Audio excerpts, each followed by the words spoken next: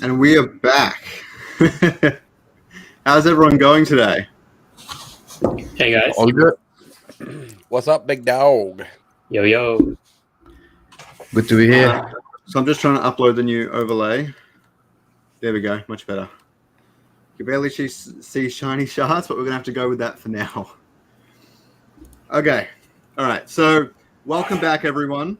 I'm your host, Scoriox, and today we're going to be talking about a range of different topics, including the whole Bungie thing, Bungie being bought by Sony. We're going to be discussing the ultimate gem squeeze in the VeVe app, and overall in NFTs and their behavior the past few weeks. We're definitely going to be talking about V2 and kind of the future of Illuvium, as well as the whole GameStop and Immutable X partnership. We're going to cover that one at the end. And also, just so you guys remember, at the very end of this, we are going to have a short Q&A for about 10 minutes. So if you guys have questions or anything that you want to ask any of these guests, then definitely be preparing them now and get ready to ask them. I don't want to really talk about price predictions or anything today, but the markets are moving. So it might have a little bit of contextual stuff to talk about here. The last thing, of course, is let me introduce everyone. So you guys know who I am. I'm Scoriox. I am primarily an Illuvium YouTuber, but I also talk about fancy birds as well. So on my right here, we have Poor Man Printing. He's primarily in VeVe, but he's definitely moving over to Illuvium in some capacity. So he has a lot to talk about with Illuvium. He's very up to date and everything as well. So definitely show him some love. All of these channel links are in the description down below. So definitely go show them some love. Drop a subscribe to them and everything. It's really appreciated. I love it all. Down below me, we have Ilwanor. He comes from a very intense financial background, so he knows a lot about tokenomics, blockchain and everything as well, and he's primarily in Illuvium as a YouTuber as well. So he has a wealth of information. So if you guys want to ask some questions to him at the end, be my guest. He is an open book, and he knows so much about everything. And lastly, we have Hello K. Now, I haven't had him on the stream yet. Same as Poor Man. Charles was here Ilwanor was here last week. And Hello K is primarily VeVe as well, and he's also founder or partner with Telescope. He's been working heavily on that project and has some things he might be able to show us today as well. So if you want to see that, get hyped. Don't forget to like down below. But he's heavily involved in that project, as well as a lot of partnerships and work with VeVe as well, just like Poor Man. So let's give everyone a warm welcome. What's up, guys? Good to be here. A lot of interesting topic. Yes. Let's start. It's going to be a bit intense today. I'll stay out of commenting on them too much. I'm going to leave that up to all you guys. I'm going to primarily play host today, all right? So let's jump straight into it. All right, we're going to start off with a Metaverse topic, do our VeVe and Illuvium, and then go back to a Metaverse topic at the end. So first up is Sony has bought Bungie this week.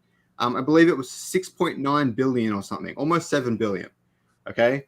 Now, my big question for you guys today is this a response to Microsoft's acquisition of Blizzard? So they have stated that they will not make a lot of their games. Their biggest and most well-known ones probably Destiny 2, and Destiny, of course. They will not make them exclusive to the PlayStation or any of their platforms. And they've also there has been no official statement of anyone about anything to do with the Metaverse, NFTs or otherwise. I think that's really important because a lot of the media outlets, as soon as this happened, they jumped straight into the Metaverse. And why is that? Is for the same reason the title of this video has the word Metaverse in it. It's a hot trending topic right now, and it's clickbait. Yep. So I'll go straight to Poor Man for the start of this one. But why do you think they've bought Bungie? Do you think this is a response to Microsoft acquiring Blizzard or something else? Well, I believe I read somewhere it was in the works for 6 months now, but the other one could have been 6 months too. I believe they see a lot of cash to be made, and the way the Metaverse is moving with Facebook, 26% down. I mean, but other than that, I believe that there's going to be a big move this year with crypto and NFTs because, I mean, you got Budweiser, you got credit card companies making their own NFTs, OpenSea. I don't know how much they make. You know, I mean, there's so much money transferred over there.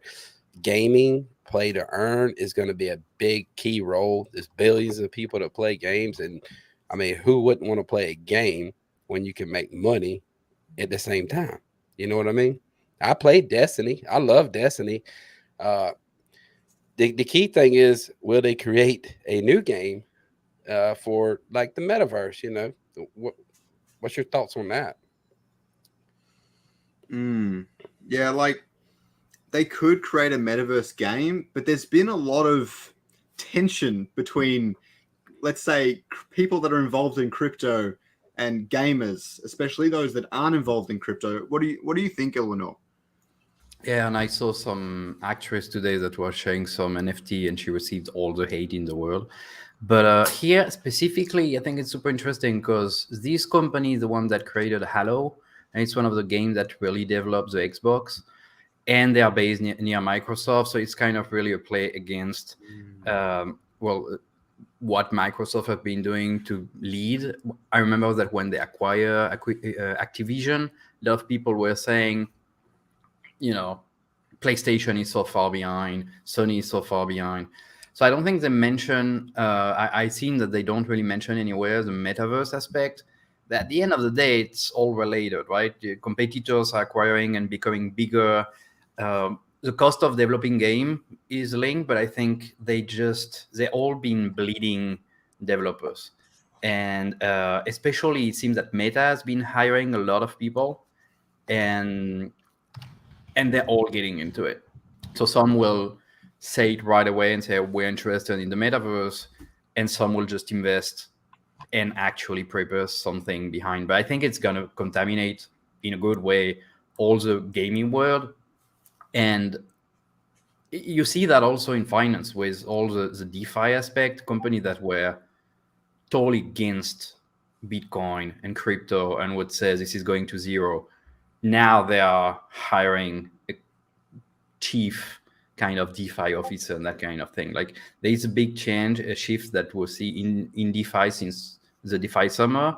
And GameFi summer was not that long ago. So it's really, really new. And when we see the moves that those companies have been doing, just after that, it's really interesting to see how fast it will potentially go. So yeah, I think it's related. I think it's a move for survival. They just need to consolidate to be able to compete with the other monsters that are being created, and play to earn, and like just crypto gaming will be there somewhere at some point. What do you reckon, Kay? Why did they buy Bungie? What advantage does it give them? Yeah, I mean, for all developers, for all even the game studios themselves, strategic acquisitions will form a major part of their long-term roadmap. And the deal with Sony and Bungie, I don't feel that was like a response to Microsoft, because that deal it was in the works way before the Blizzard and the Microsoft thing was announced. So to be honest, I think it was just them kind of just taking a new vertical in the market. So just from my understanding, it's Sony versus Microsoft. Microsoft tends to be heavily kind of, and we've seen this before, more heavily driven in this kind of market of, I guess I could sum it up as like forcing microtransactions in their games, whereas like more kind of fast profit sort of methods. Whereas Sony, they're happy to allow longer development times, longer time to actually build in features and quality and whatnot. And I think that is a nicer, a better fit for Bungie in this case. But yeah, either way, I think it just came down to a strategic acquisition in terms of their roadmap and cultural fit. So I think they can do a lot with Bungie moving forwards, but I don't think it was like a response to Microsoft. I think it's just where they want to go. Yeah. I think them coming out with a statement that they will not make any of their games PlayStation exclusive straight off the bat definitely means that maybe it was in works for a little while. Maybe it was a little bit responsive because Sony is like, well, who else are they going to buy next? Or maybe it's been premeditated for a long time, but I definitely think it's a good fit. So I'm really excited at what happens moving forward. So the next topic we're going to jump into today is a little bit of a personal one, but my folio on VeVe was, let's say, really good. And over the past few weeks, it has not looked so fun. Do you guys want to tell us what's happening in the VeVe market right now? Do you kind of know what's occurring? I know there are a few drops this weekend, and I haven't researched into them heaps too much personally. So if you guys want to give us some insight on that as well. So do you want to go first, Kay? Yeah, sure. Yeah. So we know the market moves in cycles, just like there's bear and bull market cycles in stocks and crypto, there's similar in NFTs. It's just there's different factors that drive that. So, recently we saw part of the reason why the VeVe market pumped was because if you actually look at the dollar value going into the app, we saw a record number. Okay, the highest we saw was back when the Disney week came out, but that's Disney Golden Moment week. That was, monumental. But, just a normal week in January, we saw it came in, quite a close second place. And then it just incremented and went higher and higher from, I think it was the 4th of January. So there was a lot of new money coming into the app. Whereas You're lagging just a little bit. You're lagging a lot, I guess. Not just me, right? I think he was waving his hand, and that windscreen in the back that got him. Am I back? Can't do that. There you go. Yeah, I think he's back. You back? You're back. It might be the green screen. Am I back? It's a green screen. I know it. Yeah, should I turn my screen off? It might help. Screen. Okay, I'm not sure. Okay, let me just quickly turn that off. Okay, there we go. Yeah, I think that's a bit better. Yeah, way better. Way better. Okay, cool. Yeah. So basically, as I was saying, we were seeing like the same gems being recycled in the market, whereas from January 4th onwards, we saw a lot of new money coming in, driven heavily by, let's just call them influential figures. Now what we're seeing is that correction where, a lot of people, they were kind of chasing and, essentially just following the hype. And then those who wanted to take profit, those who are smart about it, now you're starting to see that correction. What I think is going to happen next is we're still going to see a lot of initial drop FOMO, and we're going to see some weird looking prices of newer drops where they're being priced higher than kind of like the more classic ones, when the classic ones should technically be worth more. But overall, there are very key pieces like the grails that are going to continue to grow whilst the rest of the market corrects. And these are, like the golden moments, Steamboat Willie set, the Disney lenticular card, basically like the Disney stuff. That's going to be continuing to kind of gain value, whilst we'll see, movements up and down everywhere else. But overall, it's going to be volatility in the upwards direction. That's the way I see it, because more and more money is going to be coming into the VeVe app. They're very well positioned to bring in that acquisition because of their approach of mass marketing. They're trying to localize for different geographies. They're trying to bring in the non-crypto market, which, makes them a bit more heavily centralized than other platforms. But, that some people think is a bad thing, but I think, that for what they're doing is a good thing. Overall, we will see, a bit of a dip now, but in the grand scheme of things, probably by middle of this year, with OMI to NFT out, with, Master Collector Program, all of that stuff, the market's, we see nothing. The market's going to gain a lot more money. And with $1 billion of revenue, which David Hughes predicted for this year, we can look at about a 7x on our portfolios on average. So that's pretty mad. Yeah. Just hold. Yeah. Do you know what that 7x thing is about, poor man? Yeah. Pretty much. I think it's a gem squeeze. I think it's to tell you the truth, I think it's a lot of bots. Correct me if I'm wrong, Kay. I only listened to half of the AMA because I was working. But did Dan or David, one of them said something about 30% was blocked? So what they said was 30% of incoming traffic. So on the drop, let's say there's 200,000 people. And they made it seem like they're blocking about 60,000 people on the drop. And so Assuming it was 30%, I can't remember the exact figure they said. That sounds a bit too high. But yeah, they block about, let's say hypothetically, 30% of incoming requests. So those people just don't even get the ability to buy. And that's based on various different metrics, like, right. I guess like how fast they're clicking, or like, whether their activity in the app's being detected as non-human. Yeah, all that stuff. Yeah. Yeah. So it's a mixture of, people doing the right thing, but they got blocked either way. And then people doing the wrong thing, they got blocked either way. But that's what I'm seeing right now. I'm seeing a big gem squeeze right now because VeVe is pouring it on to them, getting rid of all the bots. They got a whole team dedicated to this. So as far as like, they're going to try to sell and make the gems and get out. You know what I mean? They won't stop all of them, but they will get a lot of them. I mean, you got to think about it. This is people's money that they put in there and trying to, from the very first start and getting drops and trying to sell them. And it's kind of crazy, but yeah, I think it's straight up from here with far as VeVe from here on out. I think if you own some of the first NFTs, I think you're going to make a killing. Like the Batman stuff, the Rizzo, the Todd, the Harley Quinns, they're going to moon. If you ever notice it, though, like certain NFTs moon while the other ones stay there, and then those moon a little bit while the other ones stay there. It's crazy how it works. So it's a mixture of people that, like Batman, or a mixture of people like Superman, Harley Quinn, and so on, et cetera, et cetera. I'm still looking for Bill Dance to come in there, the fishing NFT, but I ain't seen it yet. just to quickly add to that, like we haven't seen in the NFT space, we haven't seen very many NFTs that can gain 100x and stay there without some influencer shilling it, like some big, sports, celebrity person. Like the Walt Disney, that was organic, it just dropped. And over time, it went from the $300 retail to like nearly $50,000 since November. That's only like 3 months ago.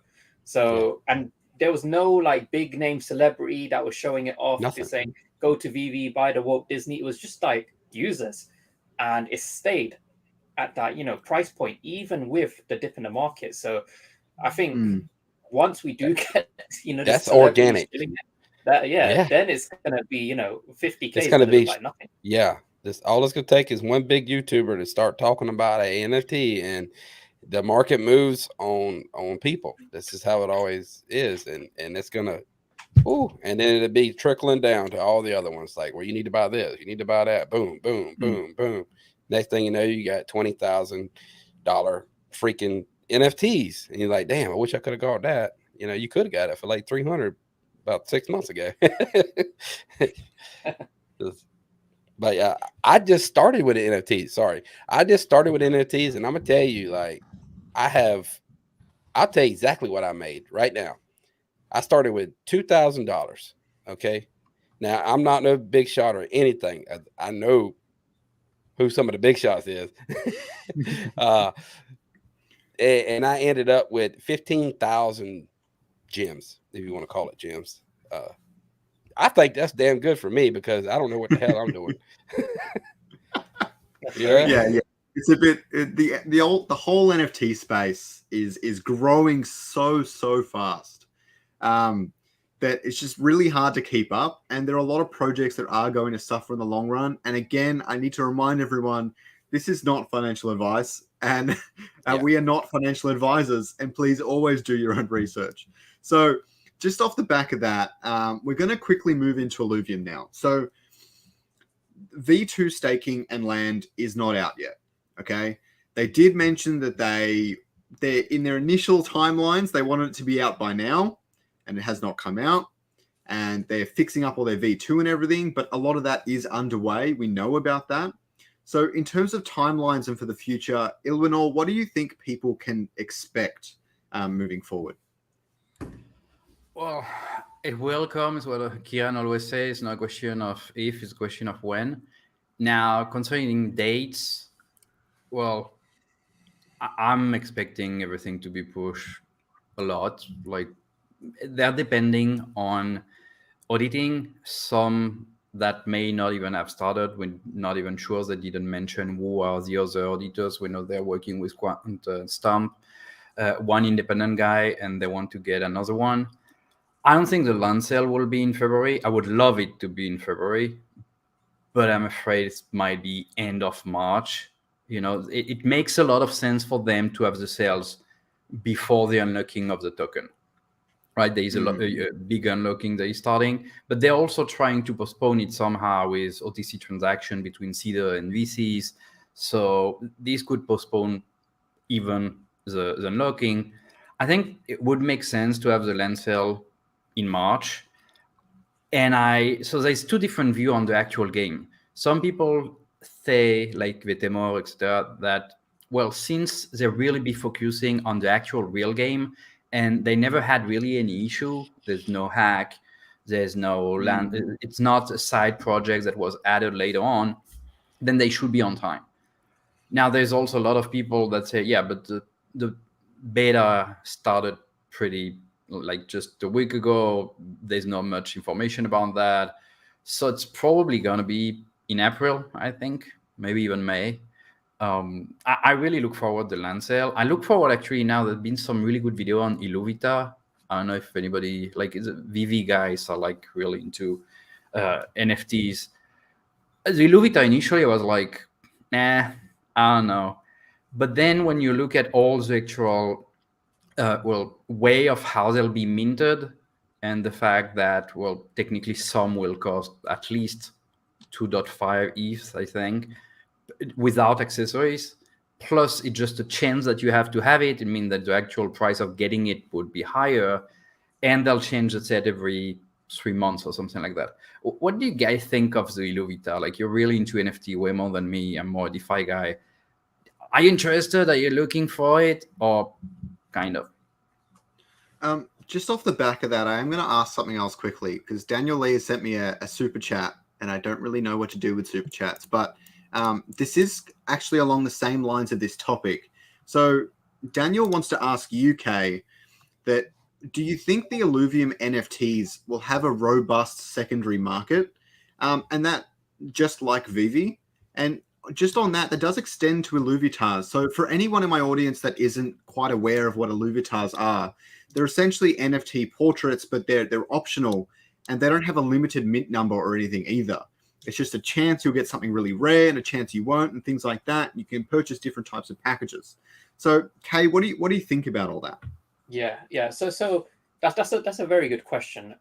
So I'll start off by kind of explaining it from two viewpoints, right? The unique thing about VeVe that truly differentiates it is they're not trying to create a brand or IP and then build that up and give it value and then promote their NFTs. They're taking things that already have significance, that already have value, and then they're just basically putting it into a brand new medium that is, a growing medium, NFTs. So for VeVe secondary market, it has value, not necessarily, well, yeah, partly because they're NFTs, but majority, I would say 90% of their value comes from the historical significance. Every time people see these VeVe NFTs, they'll compare it based on how significant was this in the real life, historically. Steamboat Willie, fantastic example. First appearance of Mickey Mouse, huge value. And that's why in the NFT version, it, pumped so much.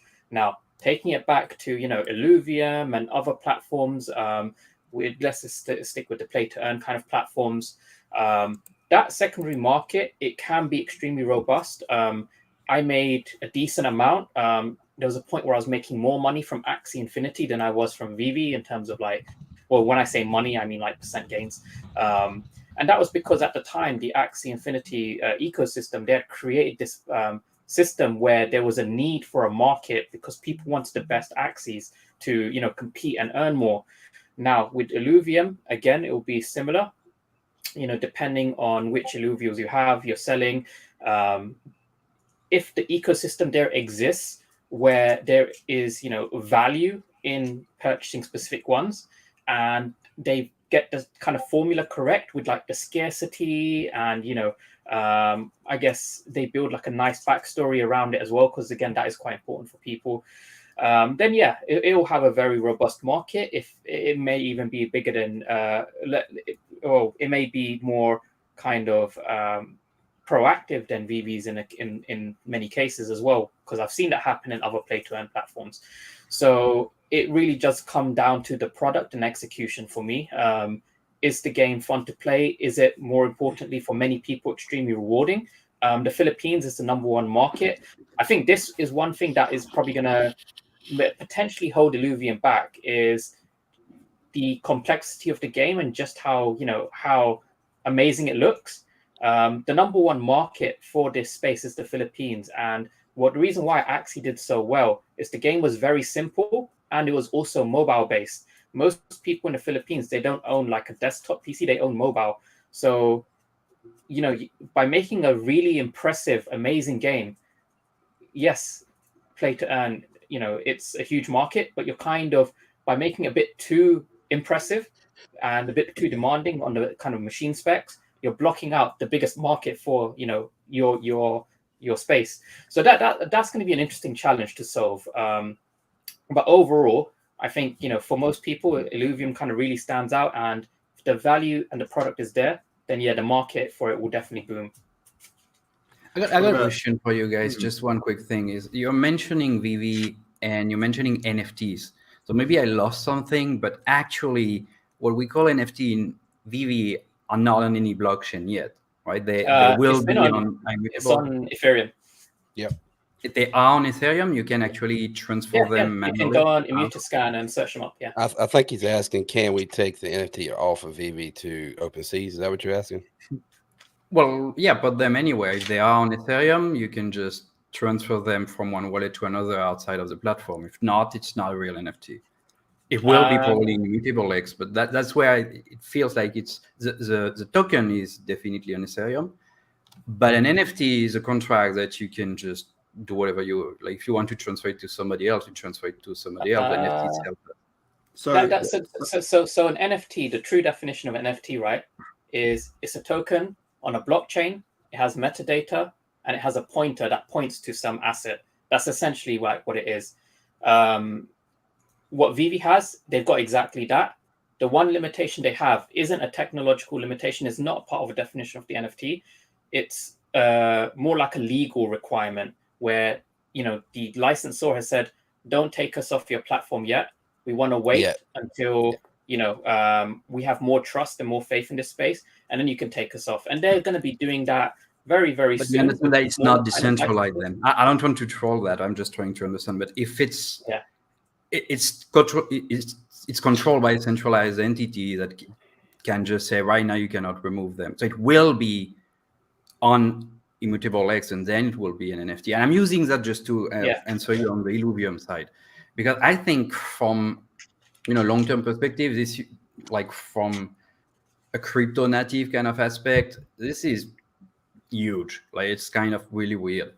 But then usability, I don't know if they're playing some kind of game stuff, but on the actual Illuvium side, for the value of the NFT on the secondary market, there's two big things.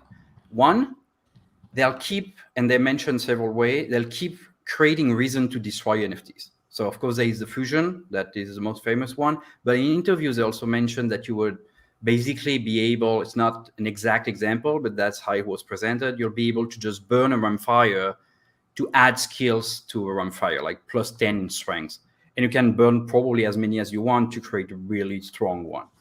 So on the secondary market, scarcity will be huge.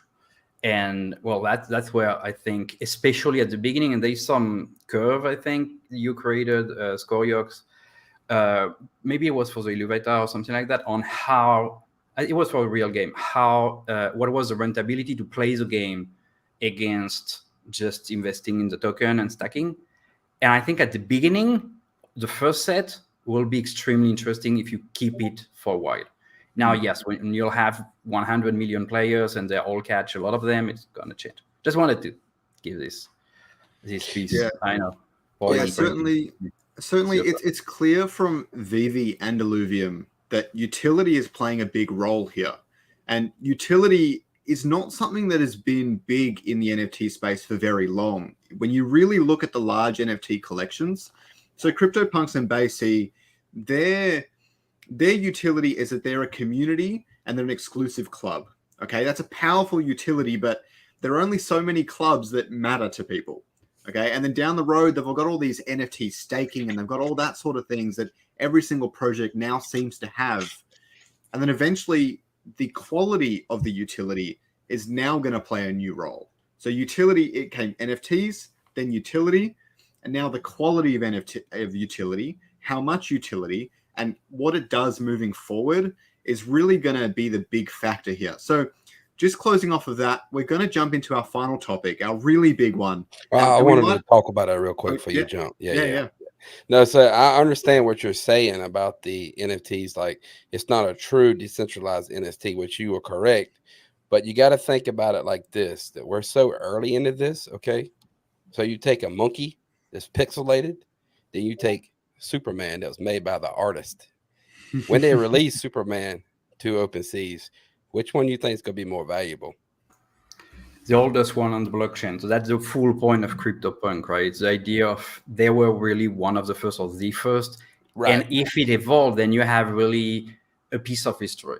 Right. Now, the more than a copy of a copy of a copy, or the better is the quality of the picture. That's actually why the stupid stone have been selling in Ethereum extremely high, right? Because like, why would you buy that? Like the picture is ugly.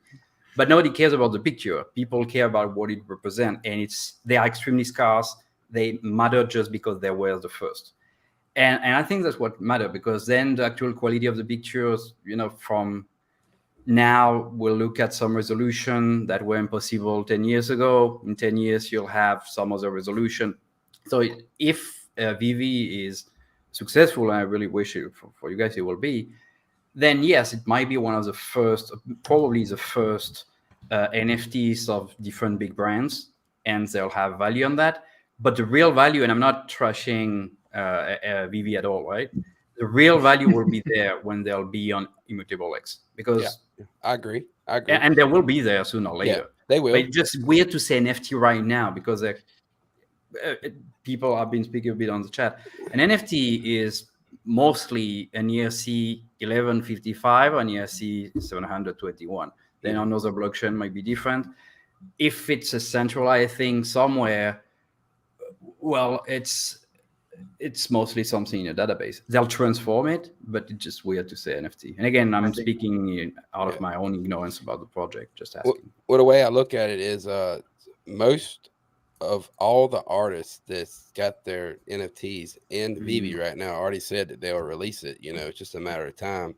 So the way I look at it, if you release Superman or DC Batman, the Todd, Rizzo, and you release it on OpenSeas, that's like taking a Walmart and open it up in a very small town. It's going to be huge. So then does it flip? Does the first NFT? Yeah, it always holds value because it's the first NFT. But does the Walt Disney, you see what I'm saying? I believe that it'd be worth more, to tell you the truth. I really do. Yeah, that's different opinion. The analogy that I've always used, right? Because people were asking this question all the time back when the NFTs were on GoChain, but they actually kept the blockchain side of it privatized. Like you couldn't even see the the contract. But now that it's on Ethereum ERC, you can actually at least see on Immutascan the contract, so you can actually see, it is it exists on a blockchain. Before you could even see that. But even still, I would always use the analogy, right, where if you compare VeVe NFTs to like a car, if you have a car, but you're not allowed to drive it, is it still a car? I would say yes, it is still a car, but you just can't use it for the functionality that most cars are used for. That's like what VeVe NFTs are. They have all the hallmarks of an NFT. They exist on a blockchain. They have a pointer. They have the metadata. All of that's there. It's just you can't sign it, freely move it to OpenSea or whatnot. And that's more of a legal requirement. It's like they're blocked from doing that. And that's because, yes, VeVe is heavily centralized. And they have to be, because they're not targeting crypto people. They're targeting the mass market people who relate to these brands. That's the kind of analogy. NFT is non-fungible token, so it has to be some kind of token. A token's idea is that you can move it in a decentralized way. You can wrap it in your own contract. There is interoperability if I want. I love the example of Crypto Dragon. You feed them CryptoKitty, It's like pre-DeFi. It was really this example of you have a random developer that just create a new game and eat the crypto kitty another developer did.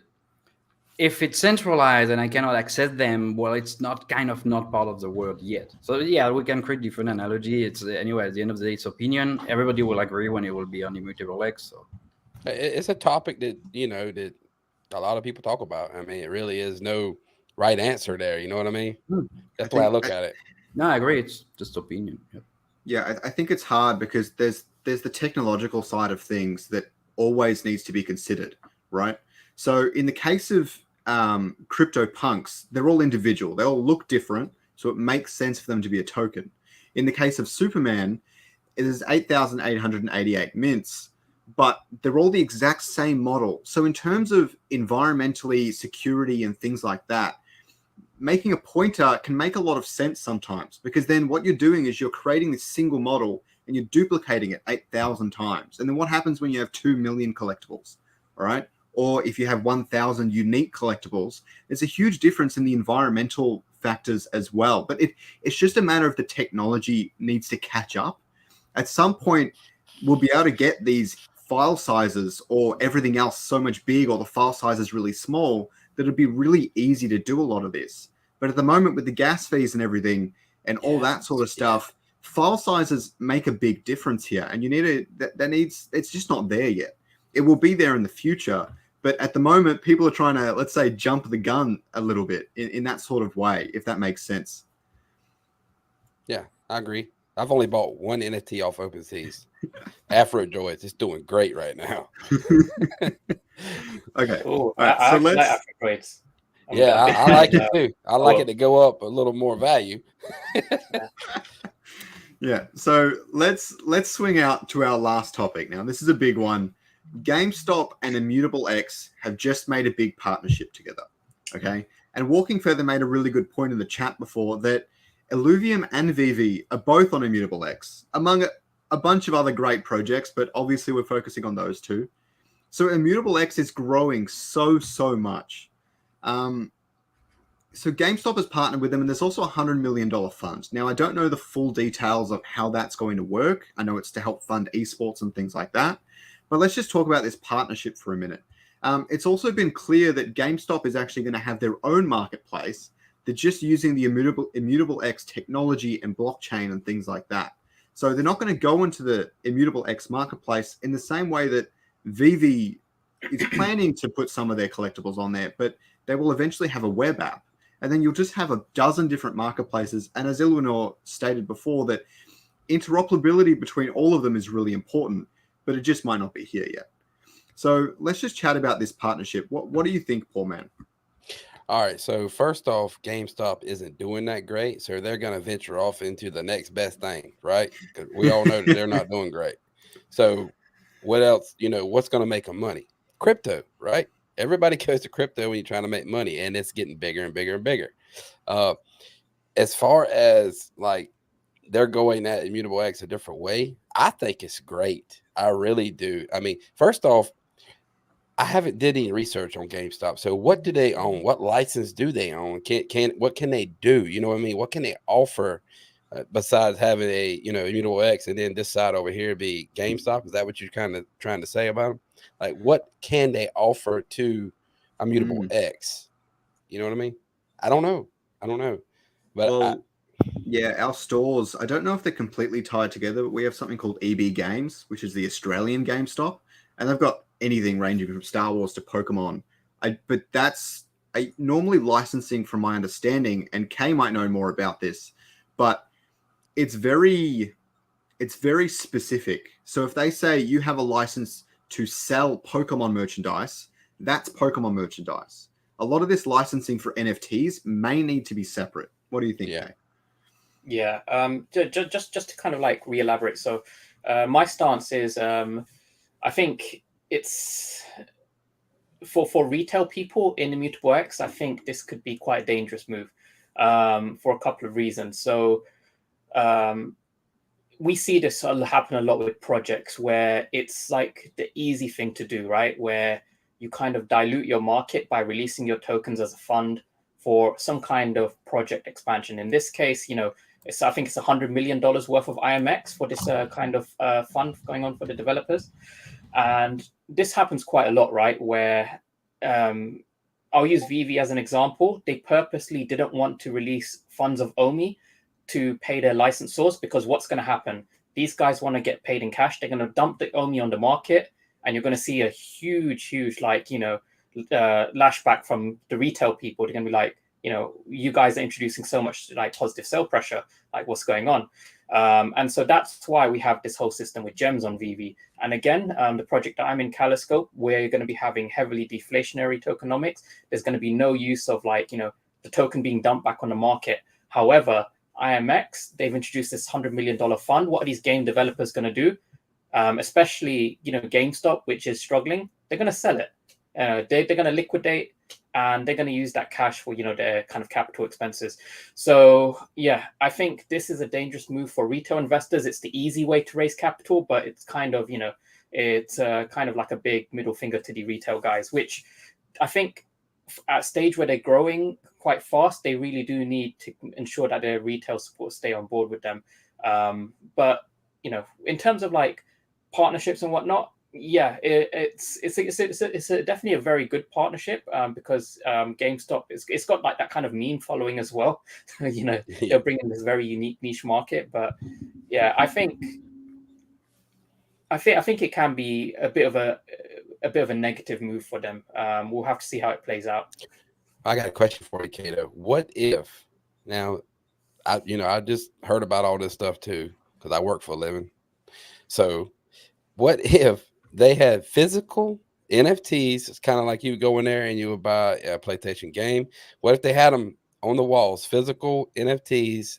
You would go in there, pay cash for it, and they would do some kind of transaction, and you would get your NFT. You only have so many, because they all got mint numbers. But what if they're working with something like that? What do you think about that? Okay, so digital asset linked to a physical asset, right?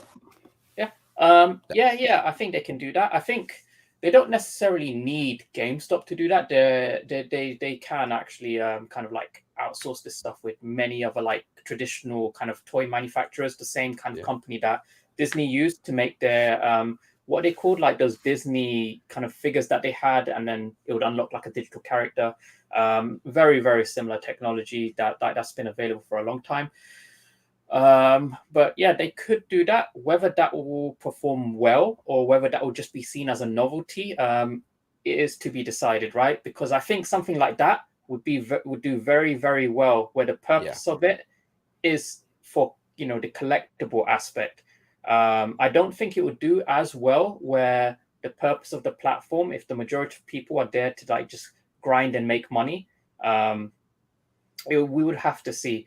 But if they do that with GameStop, then yeah, I think as long as Illuvium continues to kind of build this, backstory, for example, or whichever project that they kind of partner up with to release physicals, as long as they have like a solid kind of history and backstory that they're building, then yeah, it will do well. It's just I think it's a bit easier when the kind of history and significance to people already exists, then they don't need to focus on that. So, Eleanor, what is your take on this whole thing? Because I think something that we should consider is that the GME stock, the GameStop stock, was a part of that short squeeze last year, or was it the year before?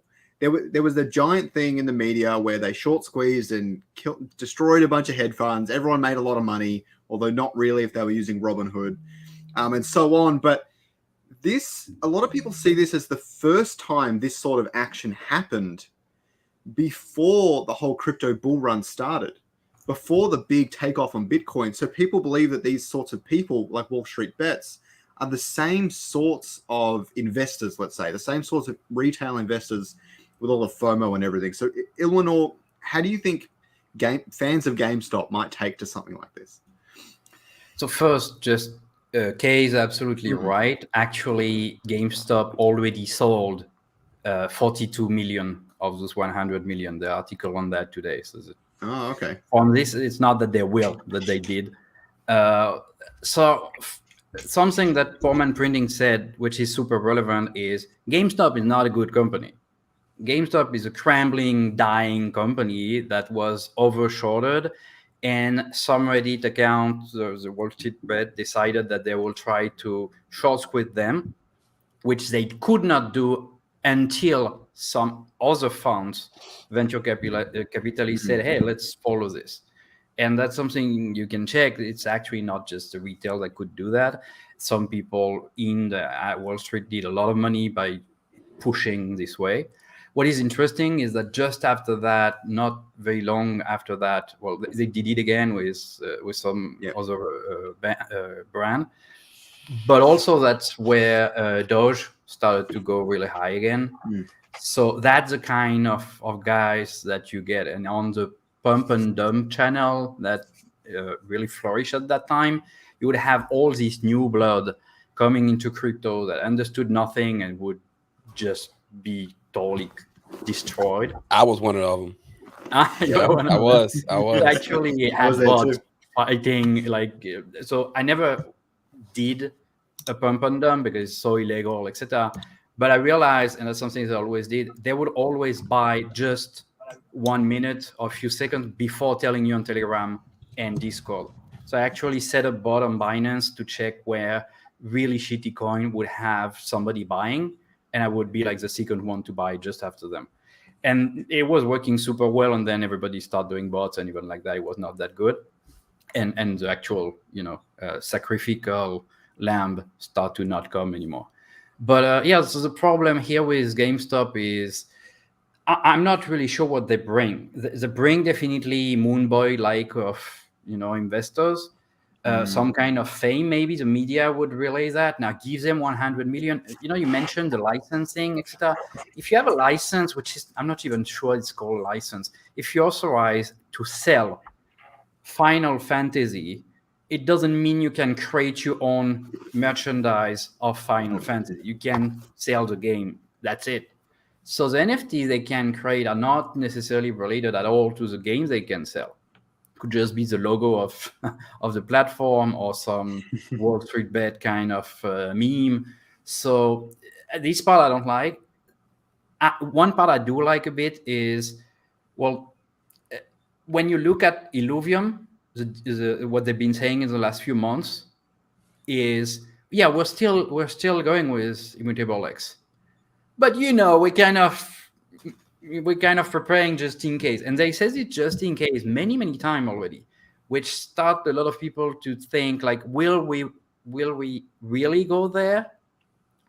Because part of the money they want to raise is potentially to create their own solution, and creating their own solution is not something that do not take a lot of time, which would just delay everything a lot if it was to happen. So if we see some more movement in Immutable X, it might be a good sign that they actually need to have something working. So that's the only part I would, rescue as a good news.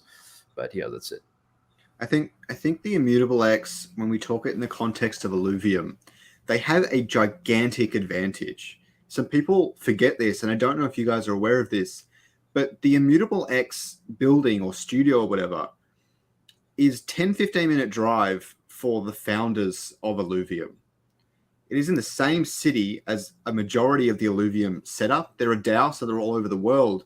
But in terms of getting things done, I know a lot of you guys are working or have worked in corporations and things. Being in person is a big productivity increase. Okay, being able to go to someone and talk to them is very different from using emails and things like that. It gives them an edge, and it gives them more rapport and things as well. So I like to think in my head that if Immutable X has the choice between getting 3 or 4 tasks done, they would know personally the team of Illuvium quite well at this point or at some point in the future, so they would prioritize it potentially. So I like to think of it that way, just because I know external companies, it can be a bit tricky to cooperate and organize a lot of that stuff. Yeah. Just to add to that, I think being in person, I don't think it's necessarily a productivity advantage that will help them. I think it's the relationship advantage that will help them, and I think that's what they'll prioritize. because I've noticed this with the pandemic. The pandemic was an amazing example for this, is because I've been a software engineer for a while. I do like game dev as well, like in my spare time. And for people who are developers, going fully remote, it didn't make a difference because a lot of us were fully remote already. Whereas people who didn't work as developers going fully remote for the first time, a lot of them really struggled with talking via email and Zoom and whatnot. So I think because how heavily composed Illuvium is of a development team, I think they're already like very well positioned to like work remotely or in person or whatnot. I don't think that's going to make a huge difference to productivity. I think it's the relationship aspect, that they know them in person, that's going to help give them a boost, because it does make a difference when you know people in person versus just someone who interact with like email or voice chat or whatnot. I agree. Both will help. Right, and So, they didn't plan it either. No, they did not. Because I remember reading it or listening to AMA, and it was looking for somewhere to go, and they found Immutable X, and then happened to be like 15-20 minutes down the road. It's like, wow. Yeah, but I agree. I think it's mostly for the relationship, which they definitely had, which can be also counterproductive, because if they have a really good relationship, it's harder to accept that, well, maybe they're not getting where you want them to be. And that's why now they're kind of saying, well, maybe we're looking at something else. But I got a team which is, in India, in Philippines, in Argentina, in the US, etc. Yes, when you meet them for real, it's like a way better relationship, but work related, just not affecting anything. So I don't think it's a plus here. It's really a plus for Immutable X, because now they got some kind of emotional bridge through the relationship with the founder, so it's harder for the founder to just stop as if they never meet them. That would be, yes, corporate stuff. There's a lot of mess that can happen in any space, especially crypto. Yeah. So we're going to go to the Q&A soon, but I thought I'd give Kay the floor for a few minutes to just talk about Caloscope, because I know a lot of people, especially in this chat, want to know more about Caloscope in general, and especially the different passes that are available and kind of what they do at this point or what they might do in the future. Yeah, sure. Talk about your day first. Like, get a beer. I want to hear all that. 1 second. I'll just set up my screen share. It'll be a bit easier to do that. Yeah. It's gonna freeze right behind him. Of course he does. See if I can do it before he comes back with his beers. He's almost there. Let's see. Okay. And let's see, screen sharing is a go, I think. I think you have to maybe enable my screen to share.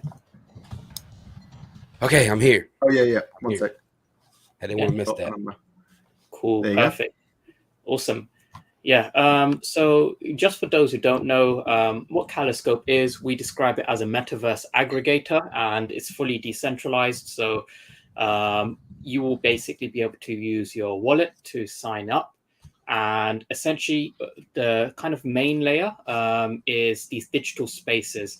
And what we do is we collaborate with other NFT projects, and we create a digital space for them within these spaces. Here's one that we're doing with Aradina. Aradina Warriors is a very, very fast-growing NFT project. It was ranked in the top 10 on OpenSea very recently as well. And here you can see like a digital space. The team that we're working with, they also developed a lot of the assets for VeVe. So if you see a lot of the OG kind of assets like the Ghostbusters and that kind of stuff, this is a team that basically helped develop that. And it looks quite nice here. So essentially what this is kind of like, if you're familiar with VeVe, it's like a space where you can walk around in, and any NFTs you own in your wallet, you can display them within this space, and then you can invite people and then kind of show them your, essentially your kind of virtual, let's call it a gallery, and, have like voice chat, hang out, etc. within this space. Now, these spaces themselves, they are NFTs.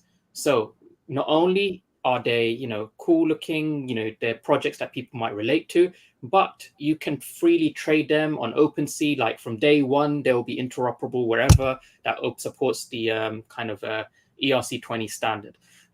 These NFTs actually, they're on Polygon as well. So good point to make, because our partner, who is also a shareholder and advisor to Ecomi, he is also an investor in Polygon as well, the Polygon Studios. So we have some good relations there. So that's like one big part of it.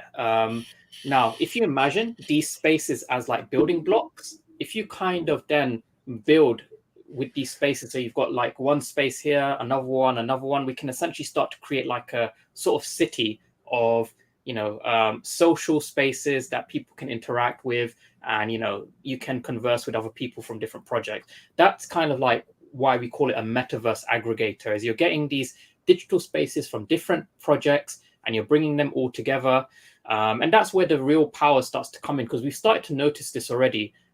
With our Diamond Pass sale, we had people who were part of Aradina because they really liked this space, but they knew nothing of like VeVe, and they were buying the passes. And then we had the VeVe community that probably knew nothing of Aradina. They were buying the passes. Now, if you kind of scale that up with new projects, which we have quite a lot of coming on, those communities are then going to find Caloscope, and then within Caloscope, they're going to learn about Aradina, they're going to learn about VeVe, and then we could even do something like this for Illuvium, for example. We could create a digital Illuvium space, and for our partners that we work with, it's kind of like a no-brainer for them, because we don't charge them anything to create this space. We do it out of our own pocket, and we also give them like what we call like a royalty as well. So all we're doing is we're just asking them, can we use your brand, and we'll bring you more exposure this way. We'll also give you a bit more revenue, and it's good for us because it gives us content, and it's good for them because it gives them exposure and additional capital. So that's kind of like the main aspect of it. And then building up on that, we'll have like not just the spaces, but then like a layer of gamification, and that's kind of where we're looking at next. So the passes, they will be stakeable. We've got a kind of multi-tier staking system that we're working on. So we've got a couple of blockchain architects and developers who they're from Amazon. They're very high tier. One of them is he's quite like very well respected in the Web3 space.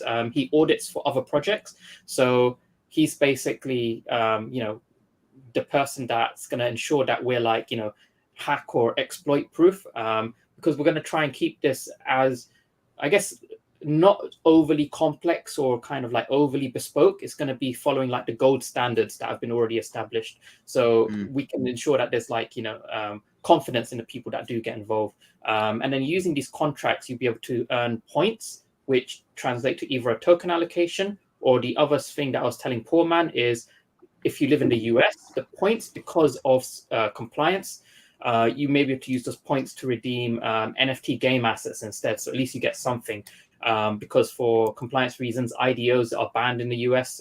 It's on this blacklist along with like North Korea and Liberia. It's like a pretty weird looking list. So yeah, that's the kind of overall gist of it. It's like a fully decentralized metaverse aggregator with a layer of play to earn gamification, just to kind of add to that socializing aspect. And for NFT projects, there's that perk there of the exposure and additional capital flow. So if you kind of think of like really early days Facebook, where you have like the ability to have your wall and customize it. So in this case, it'd be kind of like the space, but then you can talk to people, which you will be able to kind of socialize here as well. And then you've got like the games that you could play with them, like you could play Tetris on Facebook and stuff, like that kind of social gaming aspect, and then you can win rewards from that. And we're working to do some really cool stuff on the gamification aspect. Actually, we've got some good partnerships and announcements to release, but we're not ready for releasing those yet. I got a question for you, Kay. So yeah. Just let me know if I'm wrong or not, but this is how I visualize this. So you're saying, let's just say that Caloscope partnered up with VeVe, right? Yeah. And y'all can make a Gotham City for all of Batman characters. Is that possible? Oh, so that's a bit trickier, right? So what we would need to do is we would need to go to VeVe, and we would need, actually not just VeVe, we would need permission from DC and from Oh, VeVe. We would essentially need to license them and then work together on that respect. But if we so it's all did, licensed. then yeah, we could. But like I'll show you guys here, we're not just building out for web. It is going to be mobile, and it is also going to be Oculus as well. So if this video actually loads up, then I could probably show you. That the iPhone probably. My Oculus is ready. Yeah, so this is actually quite cool. So actually, this is a very good example. So this is like a portal, right? So you would essentially be able to walk through this and enter your space. Now, what's significant about this is this was like a first concept. So if I actually go to Google and then search up Aradina comic OpenSea, for example, and hopefully we get an image of it. Here we go. So you see, this is the comic, the NFT that they released. It fully sold out. The kind of super rare version of this, the Epic, I think it's called, that's like between 5 to 10 ETH now, and it was only 0.1 ETH to mint. So that's grown massively. And they gave us this cover. Well, they didn't give us. We took this cover and we're like, look what we can make. And then we create this from that image as a reference. And so that kind of, that kind of showed that we can actually do this for pretty much any project. And if we turn this volume down a bit. Yeah, so this don't get copyrighted. So this is kind of what it'd be like, right? So you're in your Oculus, you're walking around in the space and you're talking to people, and you might have like your NFTs decorating this room. And that's where like everything starts to fit together. And it's like, hey guys, like if you want to know how to get this NFT, you have to like win this game. I'll show you guys, and then you can like enter. That's this, cool. That is cool. And then that portal, imagine if there's like a whole city where people have their own portals in front. You can walk around and then you can enter their space and you can kind of see what kind of things they like collecting. And then we can kind of, we have so many ideas we can build on from there, but this is like just the base layer. So yeah, that's basically Caloscope in a nutshell. Well, I like that because let's just say you get, you're into NFTs, it's like medieval stuff. Bam, there it is right there. You know what I mean? You got the perfect place. So yeah, that goes back to my question about Gotham City. What if you was to make, I don't know, a different kind of city, not based exactly off Gotham City, but made it in that dark theme, and I could put my Batmans in there.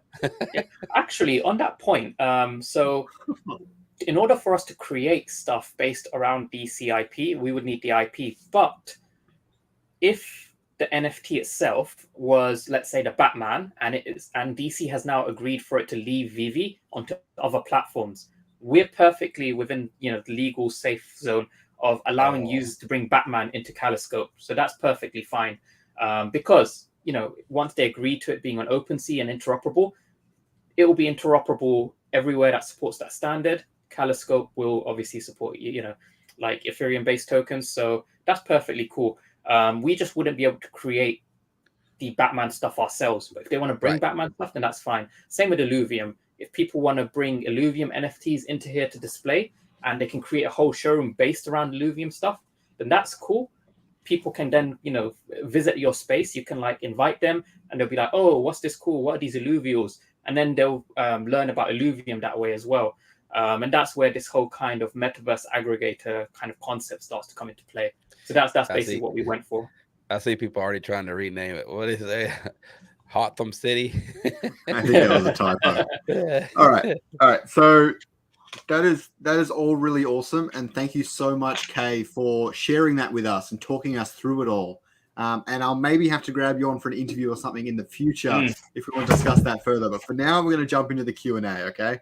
So let's just chat for a second while people are lining up their questions. As soon as I see one, I'll go into it. But yeah, so this stream has been awesome, and thank you so much, everyone, for joining it. And I forgot to mention at the start as well that the Shiny Shards logo is in the bottom corner because all of these members on this particular stream today are from the Shiny Shards Guild, and where this is heavily influenced by the Shiny Shards and being able to help out the guild and push it forward and things like that. And it's going to be a big part of my content moving forwards, hopefully. There's a lot of work I'm doing on it, but it is awesome to have everyone here and have the support of all of the Shiny Shards. And the link of their Discord is in the description as well as the link to all of these channels here. So definitely show them your support. It's been awesome having them on, and it's been so exciting, so much fun. So the first question we've got today is from, the first question I've seen at least, is from Gold City Crypto. And they asked me that what advice would I give to those who got scammed in NFTs and lost their life savings? Go to VeVe. All right, that is, I did not expect a question like that. So firstly, just for anyone that's new to NFTs and the NFT space, definitely do not invest more than you are willing to lose, and definitely be patient and always do your own research. So I'm going to throw this one over to, I don't know who wants to field this. Ilwin, did you want to take a stab at it? Yeah, I can pick it up. Actually, I have a friend of a friend that just lost like $15,000. Oh my God. And he's in India, so it's like his life saving. And he lost them trying to mint some shady thing. I'm not exactly on which website he went, but probably, like, wow, you can have this with such an amazing discount. And I think that's one of the risks. So there's two big risks, right? Investing in something that will lose absolute value. So do your own research, try to really look at something that has value for a reason, not just hype, because hype will go. And the other thing is be extremely careful what you interact with, because it doesn't matter if you use a ledger or if you use anything else. As soon as you authorize a transaction, well, it just authorized by you. And what happened is that there are some fake website, which is funny because, well, we had that with Illuvium too, right? Illuvium.io is a real thing. Illuvium.com, sadly, is a scam. So if you just go in Illuvium.com and you say, wow, amazing, I can play with BSC also, and I can put my money there, you'll think you're stacking, but the contract that you're interacting with, which you're probably not double checking, because if you would just see a contract probably with no code or anything like that. It's a contract that just look at everything you have and transfer it out. And once it's out of your address, people come to me and say, how can I get it back? Well, you can't. So just interact with things that you're absolutely sure are real. Checking CoinGecko, checking the Discord, ask people if that's the right contract, etc. And don't mint, if something is too good to be true or seems too good to be true, it's because it is. Yeah. So just be careful with that, because again, I got people weekly coming to me with example like that. Now I would run a IP check, and I just go visit him. You know what I'm saying? I would just go visit him and see how he's doing. He might have needed the money or something, but we're going to talk it out or not. Awesome. Like prompts Okay. there. Just to chime in on that. Yeah. So, yeah. I was just going to say, so I completely agree with everything that's been said so far. Probably not with the armament, but I would say there's been some very, very interesting case studies, and this is all to do with the generational shift towards this whole kind of decentralized Web3 space. So I'll use another analogy, right? If you want to learn to trade stocks, and you don't know anything about, you don't even know what a stock split is. Like, the basic advice people would give you is, learn some basic financial terms. Learn how to read a company's financial quarterly reports. Like, just understand what it means from a high level view. Nothing too crazy. Like, you don't need to become a quantitative analyst.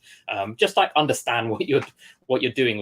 So you can do your own research. That's the key thing. DYOR. Do your own research. Like, we use it all the time. Now, with the NFT space, all of this stuff is built around contracts, right? So the contracts you can kind of consider as the financials of a company. So it tells you, how secure it is, whether, there's like a limited amount that can be minted and all of that stuff. And not many people can understand these contracts unless they come from like a technical software development background, or they've actually spent the time to learn, some I would say rudimentary level coding.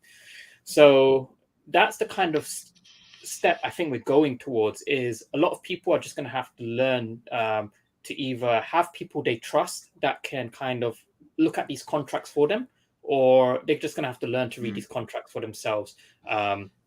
And we've seen that a lot with, there's a project called Hype Bears, and someone pointed out a huge flaw in their contract, and a regular person would never notice.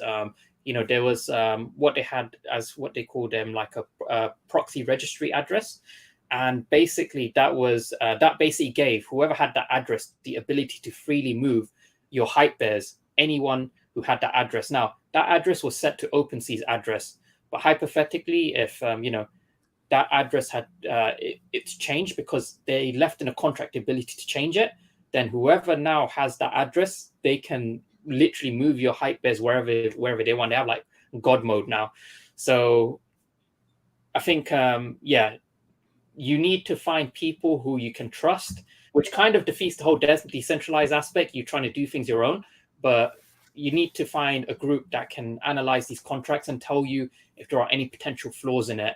You don't want to go into something brand new, and just because the product looks cool, the contract could have flaws in it, which can have, obviously pretty bad consequences, as we've seen with Solana, for example. What was it, like $250 million drained? I heard about that. Yeah, or the wormhole hack. Like, it's partly why I was staying away from Solana, is it was too I would say like a bit too new and a bit too bespoke. I'm always very like traditional. I like Ethereum because of the security aspect. And this just went to show that, you don't want to chase hype. You want to kind of, like I said, do your own research and kind of play a bit safer, or manage your risk. Don't over leverage yourself. That's my advice.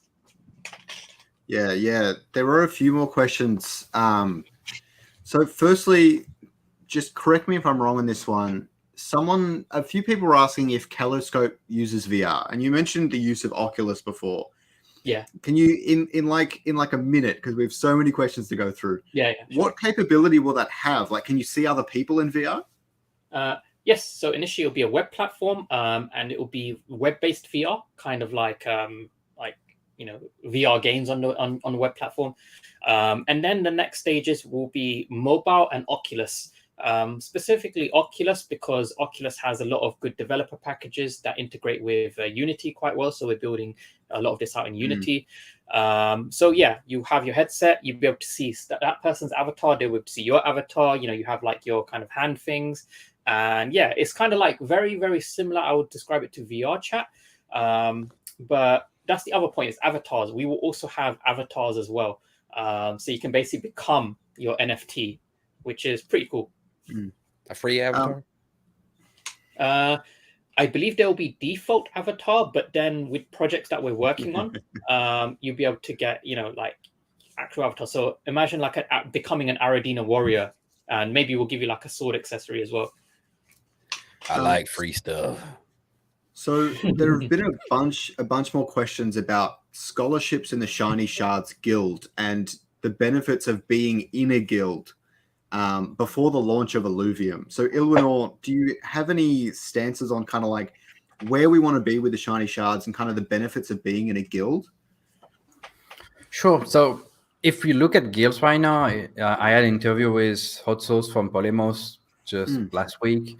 He's saying again and again that they are not a guild. So now if you ignore Polemos, and we can speak of them if you want, which guild is extremely active on the Discord of Illuvium and is everywhere? Well, there's mostly one right now. It's a Shiny Shard. There are some small other ones that are kind of specific to some languages. You got Mundo Crypto Gamer for the Spanish side, and you got I think it's League of Light for the French side.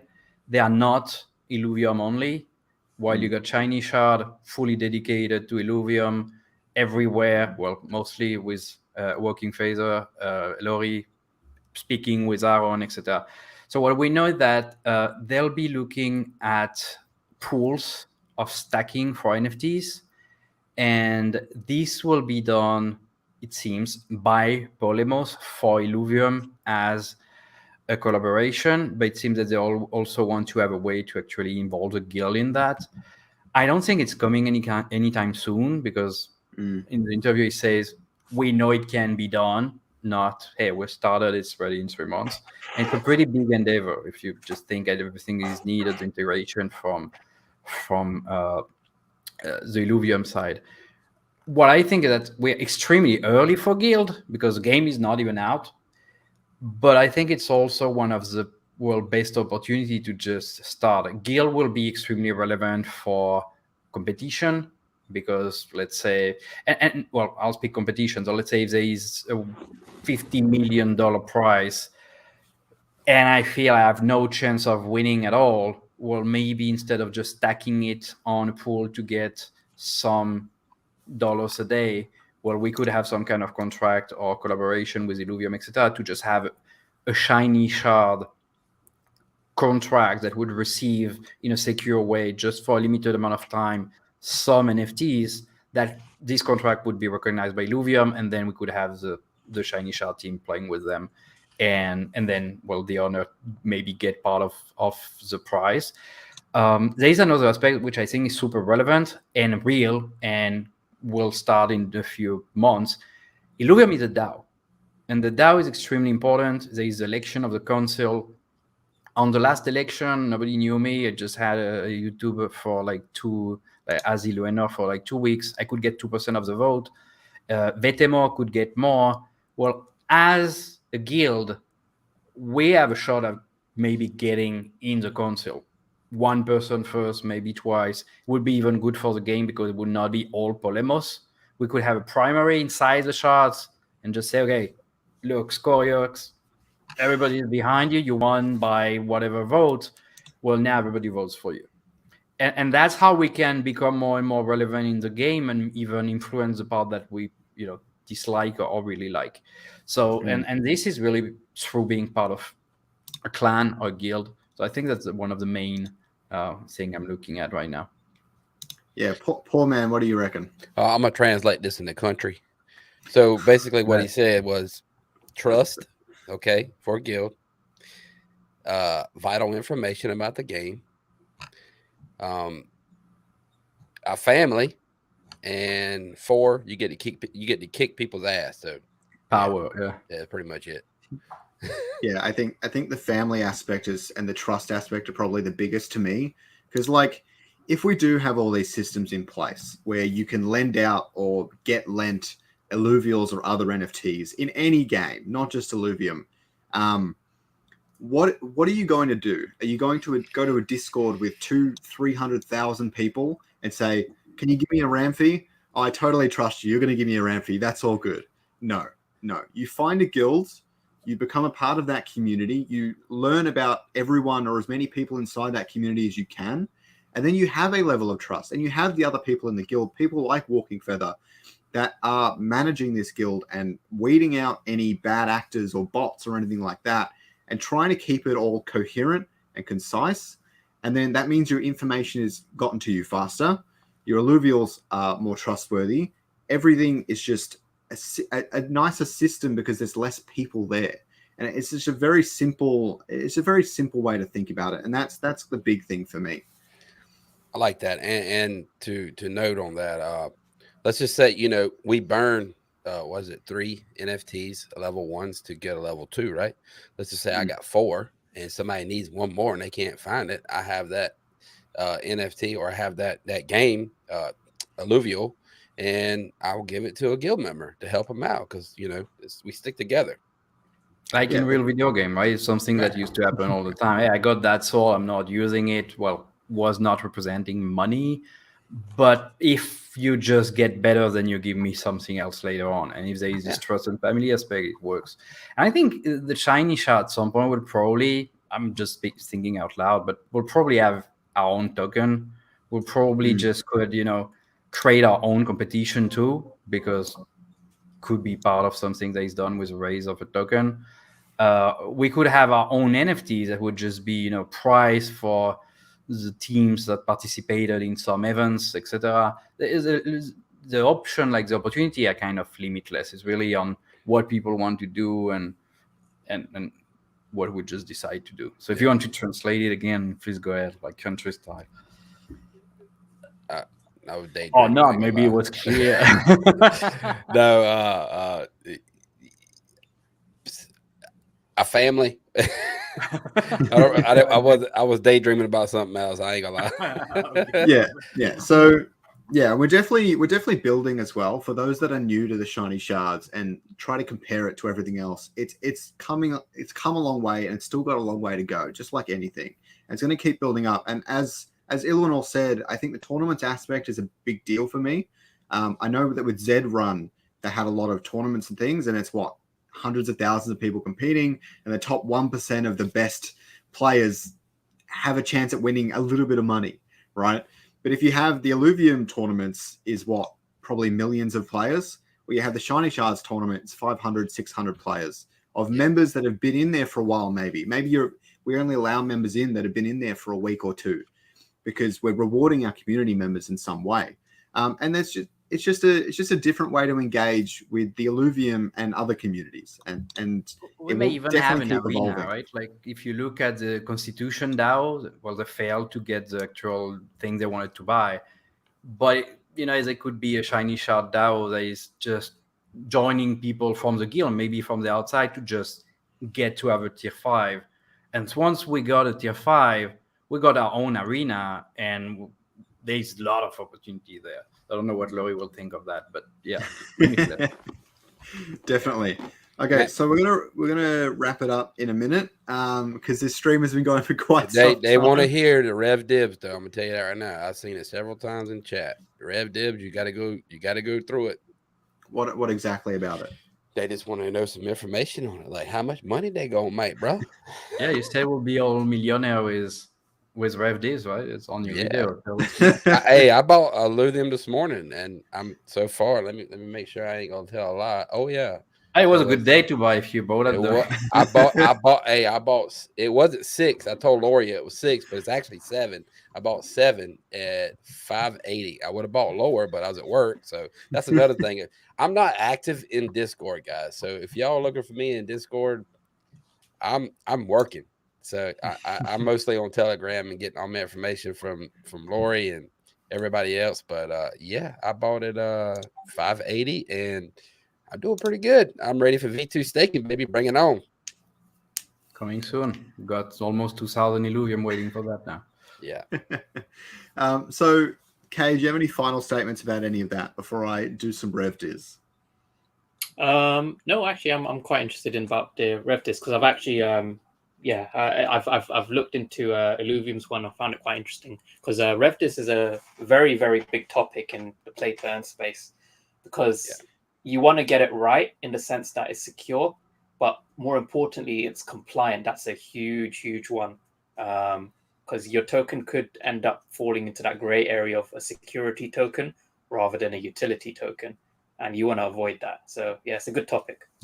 I think quickly on that was a big thing for me when I first started looking at Illuvium, and the only thing I needed to see was that Kane is their older brother, right? He made synthetics in terms of regulation and stuff. I think they're probably the one that's played by the books the most out of any project I've seen, and I haven't done heaps of research into them, but I'm very confident in synthetics as a project, and by extension I know that they've got a lot of that backing, a lot of those people, and that they can talk to about all of that sort of stuff. So I'm confident, and I have a lot of faith in the team. But crypto is the Wild West.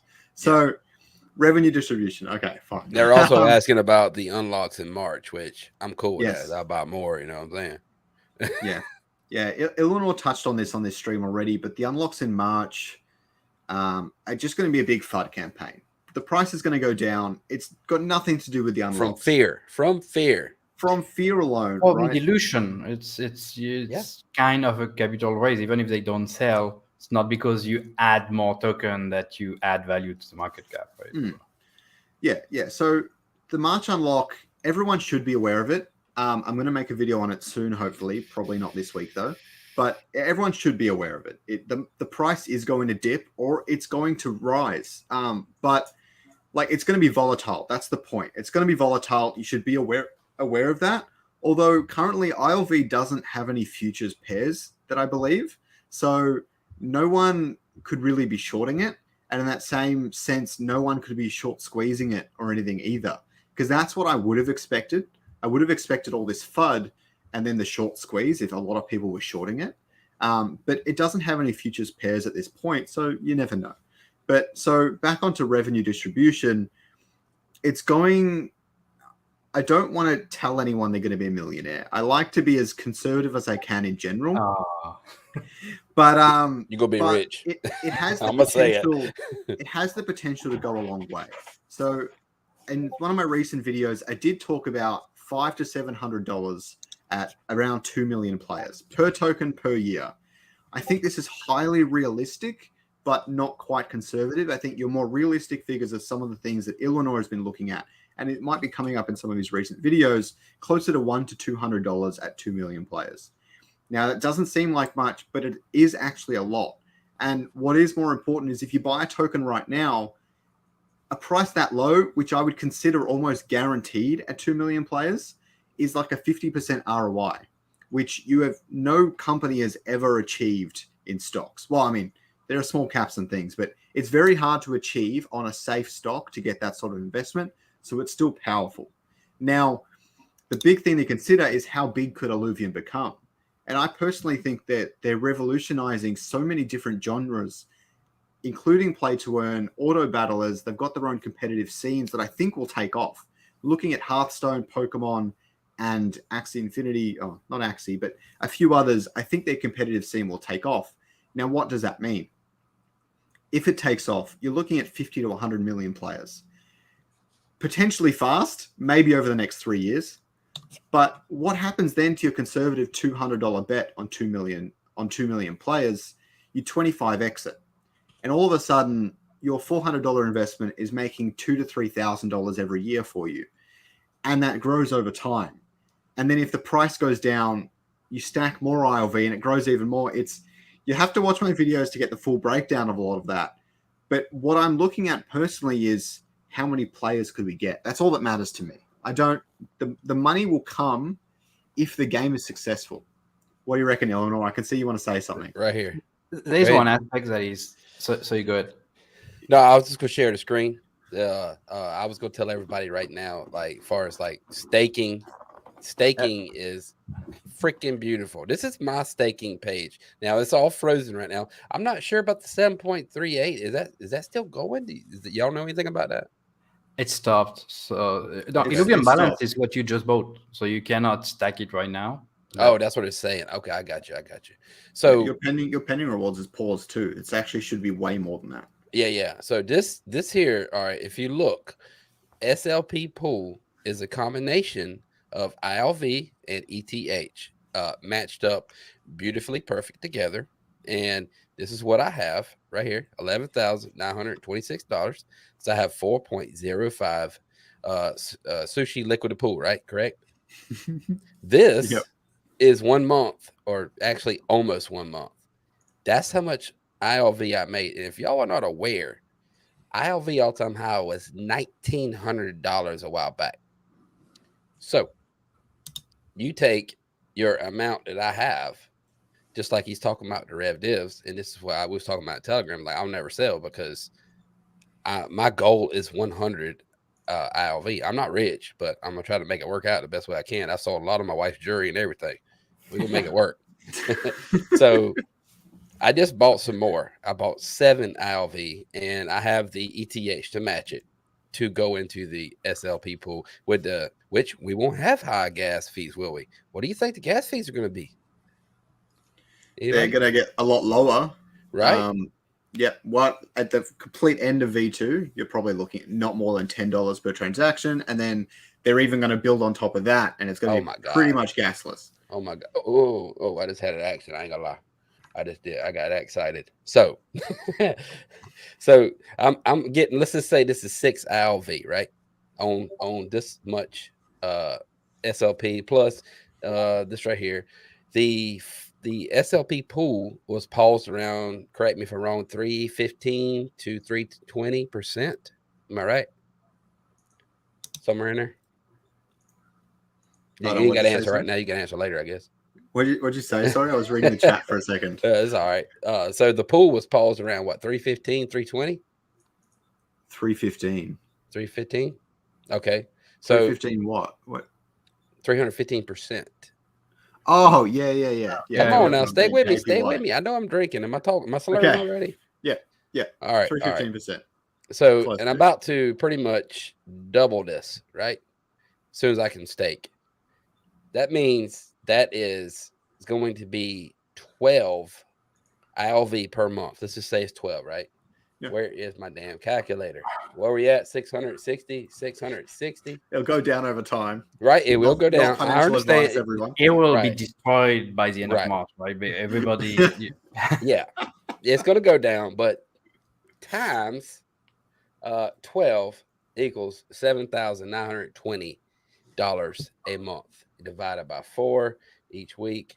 Close about. It's like it's going to go down, like they said, but this is what you're going to be looking at right here. Staking ILV, and I'm more on the staking part than the game itself because I work all the time, so I just like to buy stuff and just let it sit and make money. So y'all can correct me now of how much you think it's going to go down. Yeah, it's certainly, but that's just staking rewards.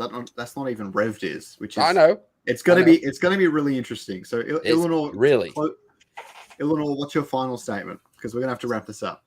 Yeah, I don't know if you want me to show mine also, but Yeah, you can if you want. Yeah, I can. Well, no, I can't mess with him. Did He on got too much money. on my video. Can you see my screen? I just did. Yeah, that? I can. Yeah, so that's what I have on this specific address. I got a few of those. The hell you showing that shit for, man? Just to show off, right? But all right. No, so I'm not a big believer that the RevDiz will be like in the thousands until a very long time. I think it's going to be really cool if it's already hundreds, because I'm looking also at the price of the token and how I can start with just for the joke, but how they mentioned they're speaking with one of the top 5 VCs in the world, right? Okay. Who knows what it's going to be, if it's Sequoia, whatever. I think there'll be more and more actual real institution investing in this because, yeah, the risk is it's kind of a security. At the end of the day, the RevDiz is a dividend, but it's a dividend on almost 100% of the revenue. On 100% of the revenue, which is crazy. And when you think about it, one of my first issue was, okay, but how will they finance the team? Because, yeah, I get it. The first guy got token, they're happy, they stay. Then they'll leave, and you need to hire somebody else. Well, they have a really good thinking on the treasury will receive RevDiz too. So that's already a lot of token that will be stacked to get that. Yeah, it's like 1 million. Yeah. It's more than that. Plus, they have 300. Well, anyway, but and this will finance basically the money they'll have to finance the team. But I was looking just as a game, right? We're far from that, but I think we'll be at some point. What are the dividends the actual stocks are paying right now? Especially for dividend aristocrat, which is like somebody that just like companies that has been giving dividend for like 25 years. And it's like 1% or 0.2%, 0.7% of the price of the share. Right? Just to have a stable dividend, there's a lot of different funds that are willing to, well, have something that is not that amazing, but it's kind of secure. So you got Walmart, you got S&P Global, etc. They're doing this. Of course, we're really far from that because we're, volatile and dangerous investment, etc. But if the game really become what it hopes to become, let's say a real big game studio, respectable kind of S&P 500 company, even if it's not a company, then I think the ratio of what the RevDiz will give compared to the price of the token will continue to reduce. And at the beginning might be just 10%. Okay, you got $200, then okay, 2,000. But this could multiply by 10 just with the same RevDiz as people get confidence in the token itself. I think that's a really relevant thing, right? Because you will have this revenue, but then why would I get a dividend from Walmart, which is basically what you want for, even retirement in the US and your 401k, etc. If you can have another thing that is maybe as stable, we'll see if we get there, and have a way better return until, well, at some point they'll kind of match because all the dividend company kind of have the same ratio. So that's one. And the other one is the the price to earn ratio, the P ratio on. Well, and that's more for the hype, but if you look at tech in general, it would be around 20 or above. If you look at Tesla, I think yesterday was 232. It's kind of oscillating in hundreds, and will basically mean that when people see a future and projection, then the sky is the limit, and there is a lot of opportunity there. But they'll have to get better on, time management, and if they say a date, they cannot just don't give date anymore. The last date was like in November. When will they give a date now? They're just afraid of it. Sound like VeVe. Oh Oh my God. They all have problems. It's not just one. They all have problems. The crypto space as a whole will mature. So what is your take on rev divs again? Like per token, per year? I'm looking at 100, 200 when it got up. The thing, if you look, for instance, at the revenue from other video game, because it's different aspect. The thing is, people will not magically get more money to play this game compared to Fortnite or whatever. Right. The in-game reward is highly relevant because they will kind of inject a bit artificially a lot of money there. And that's a really important point. Most of it, because of the previous IIP 15, which was changed since, but is kind of approved, they mentioned that sILV could be used not just like now, which was supposed to be only for yield farming, but would be added also as an option for RevDs, an option for in-game reward, and that makes the token deflationary, like the shitcoin on BFC. And that's pretty big because most of the small player that really like the game, assuming the game is good, right? That's the thing we need. We all hope the game is good. Yeah, it looks good. But they should be taking the sILV, especially if they want to grind, because it's just cheaper to just reinvest this. So it's going to be dust of sILV, but it's going to be more and more player. And I think it'll have an impact. And that just impacts the price, and that's impact the RevDs, because now there's less token. So I think we'll probably go below 9 million token, not because of the yield farming, because the yield farming thing, the big issue, and everybody's kind of counting on, I'll have, 300% yearly. No, you have 300% this month. When we got 600K token right now, in months we'll have 6 million. Yeah. And that's actually why I got so many sILV, because the land will be diluted just 5 times, while the token will be diluted around 14 times. Are you counting in the mobile game that's coming out also? Well, the mobile game is really far away, right? They want to raise money. Well, I mean, if they can figure out everything with the computer-based game, it shouldn't take much to get the mobile game going. No, that's what they said. It can reduce, but still, it'll take time. They were planning to be like, end of 2022, probably. Right, it'd be a year. It'll take at least 6 months after the raise. Yeah. I'm cool with that.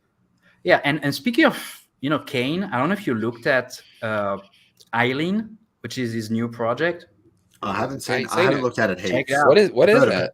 What is that? So Kieran, I don't know if we still have time, I'll just continue, but Kieran mentioned that he was thinking of maybe raising money through the community instead of doing it with the VC. Because basically what they were saying is, well, we'll speak with the seed investor, and dude, you got it for $1, your Illuvium. So instead of selling it at that time was in 1,000, like 1,000 something, you'll sell it for 400. So you have a haircut.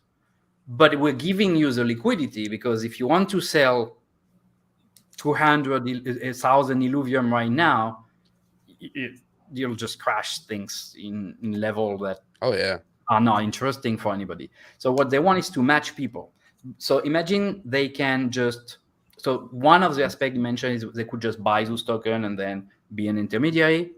That's one way, or the other way, just to do it OTC directly between them. I did not know that. Well, it's one of the interview. I translated them, so I basically know them by memory now. That's good. That's really good.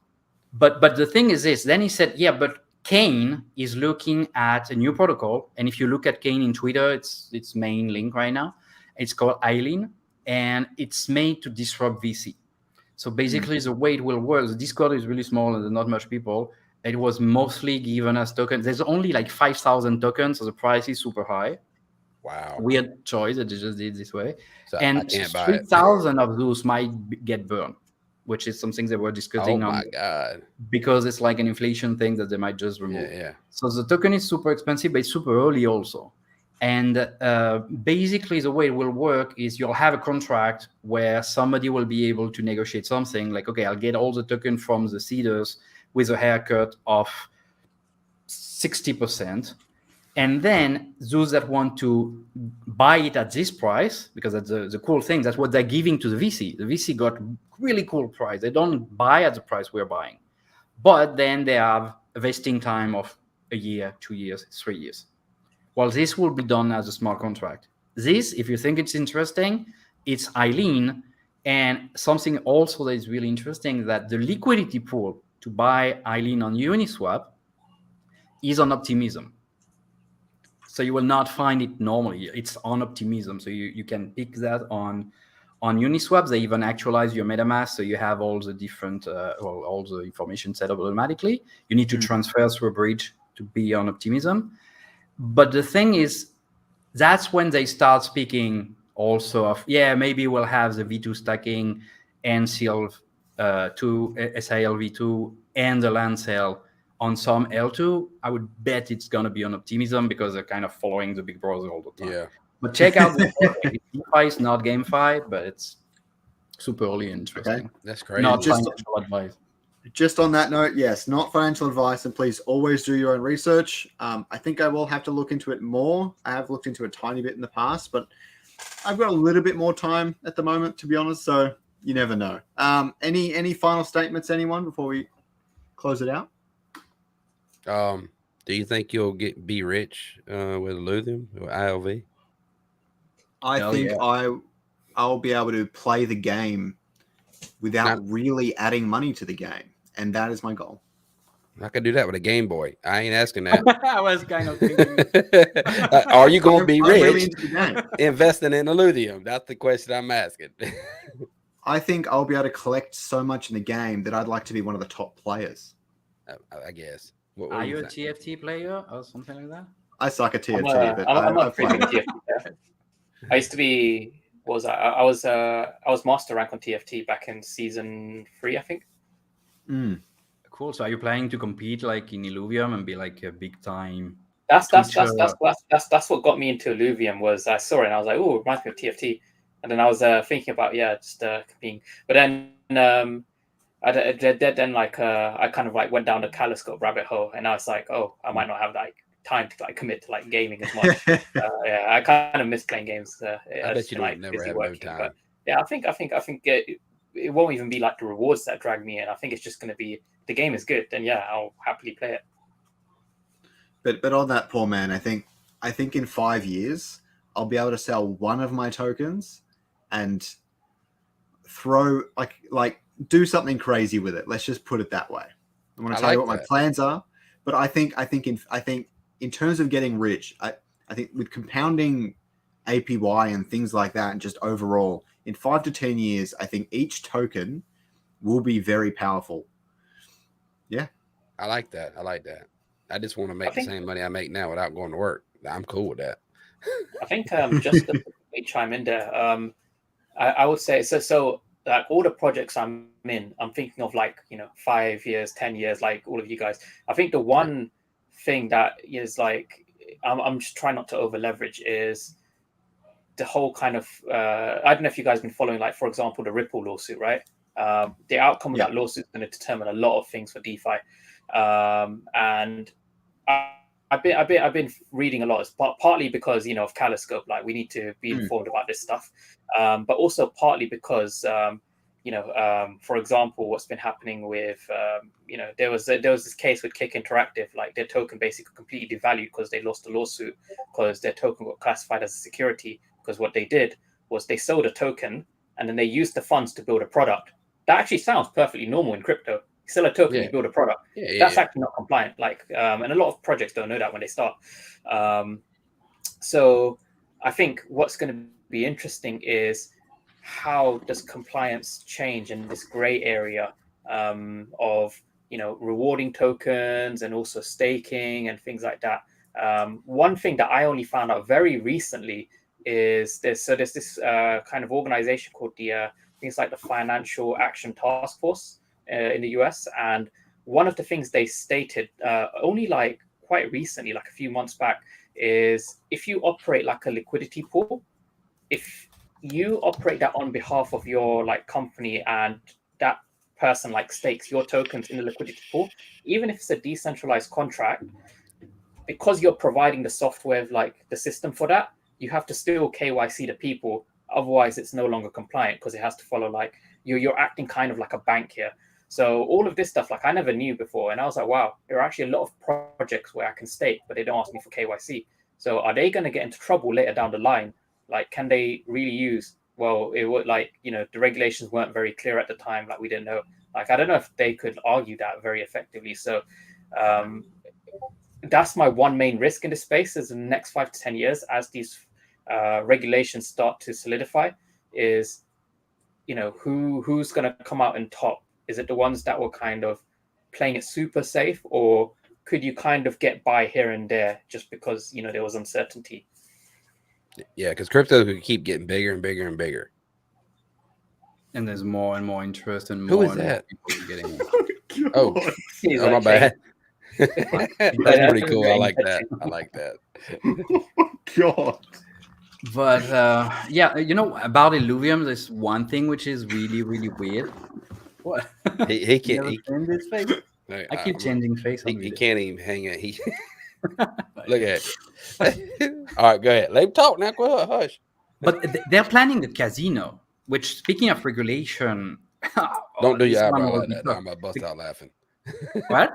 Yeah, your eyebrow keeps going up and down like an elevator right now. But you saw that the idea is you'll be able to bet Illuvium, Ethereum, and they did mention it also in one of the interview that they assume that that's going to be one of the hard things they are looking at with lawyers. But if you allow people to bet on a competition, if you can bet against somebody and say, you know what, guys, I take you one by one, and I bet one Ethereum each that I beat you, which is exactly what I want to do. Yeah. Well, then you're kind of a small casino, Yeah. So this one on regulation will be a big one. So yeah. And this whole topic it needs a video of its own. So, yeah. Like there's just so many, like, because you can't touch Uniswap. There's no way to destroy it. And also we're discussing American regulation here. America is obviously a large world player, but if America bans this, then it's not necessarily dead, is what I'm saying. Like there's a lot to talk about. So we're gonna have to wrap this up. Thank you so much, all of you and Mr. Viking, for Ragnarok and jumping on stream today and joining us. It was a pleasure, and thank you so much for giving up your time to be with me and have this conversation. And thanks to all the community, the Shiny Shards, and especially Walking Feather for holding up the chat and keeping the conversation going over there as well, and joining my stream with me. And I really appreciate everyone. Thank you so much. Peace Thank out. you. No worries. Thanks, guys. I thought you was cutting right there. I didn't know. I'm just gonna stay like this, like I'm frozen.